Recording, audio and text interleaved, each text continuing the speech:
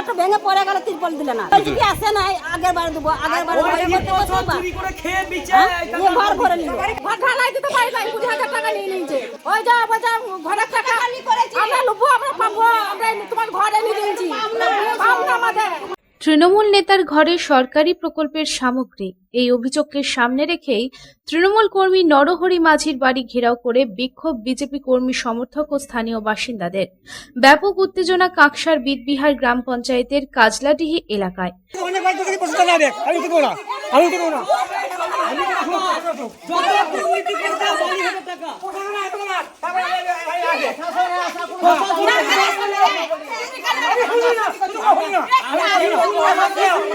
আমি খবর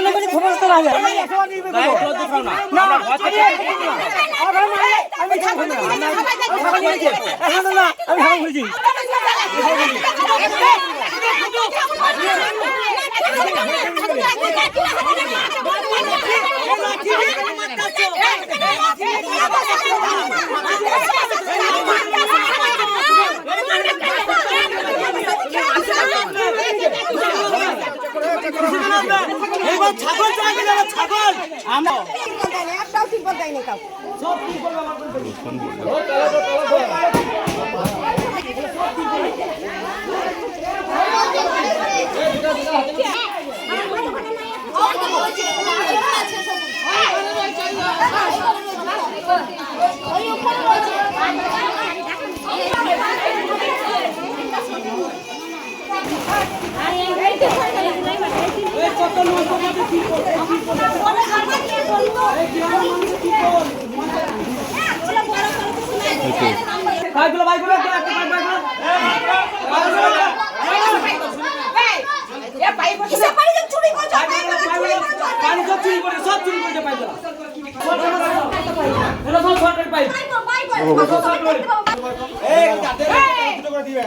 এদিন পরিস্থিতি সামাল দিতে ঘটনাস্থলে পৌঁছায় পুলিশ ও কেন্দ্রীয় বাহিনী।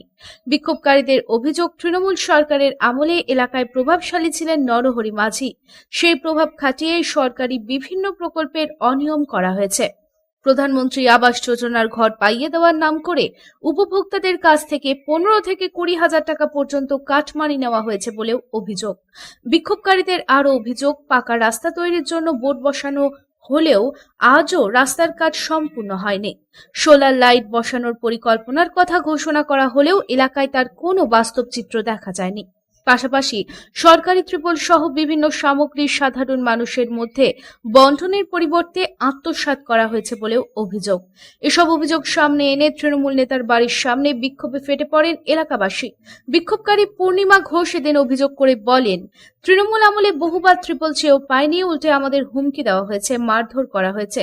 2021 সালে বিজেপিকে ভোট দেওয়ার কারণে আমাদের ঘর ছাড়া পর্যন্ত করা হয়েছিল। বহু সরকারি প্রকল্প এলেও আমরা তার কোনো সুবিধা পাইনি, তাই আজ প্রতিবাদে নেমেছি।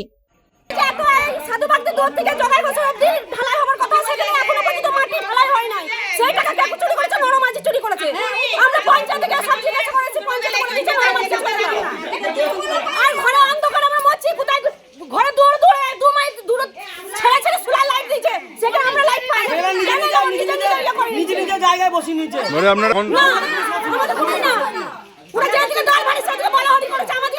কিছু হেল্প করে না, আমাকে মার ধরা করেছে। আমরা 1 মাস ঘর ছাড়া হয়েছে, আমরা বিজেপিকে ভোট দিয়েছিলাম বলে ছেলে পুলে নিয়ে আমরা 1 মাস না খেয়ে বেঁচে আছি। এখন চাইছি আমরা সুখের জীবনকে ফিরে পেতে চাই। অন্যদিকে বিজেপির বুথ সভাপতি বিজয় হারি বলেন, আবাস যোজনার ঘর পাওয়ার জন্য অনেকের কাছ থেকে কাটমানি নেওয়া হয়েছে। সরকারি প্রকল্পের সুবিধা দেওয়ার আশ্বাস দিয়ে সাধারণ মানুষকে বঞ্চিত করা হয়েছে। বারবার ছবি তোলা হলেও আমরা ত্রিপল পাইনি।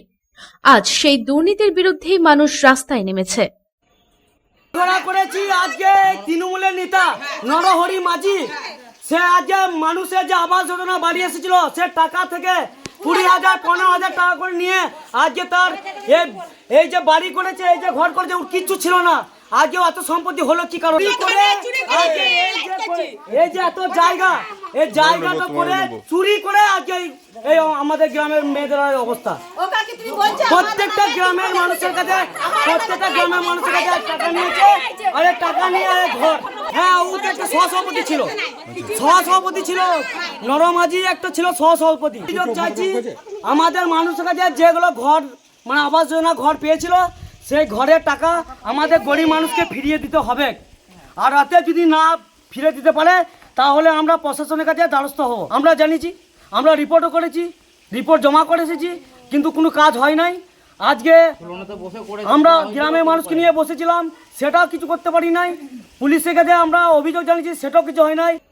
যদিও এই সমস্ত অভিযোগ উড়িয়ে দিয়েছে নরহরি মাঝির পরিবার। দুর্গাপুর থেকে সাধন রুজের রিপোর্ট, পাবলিক টাইমস।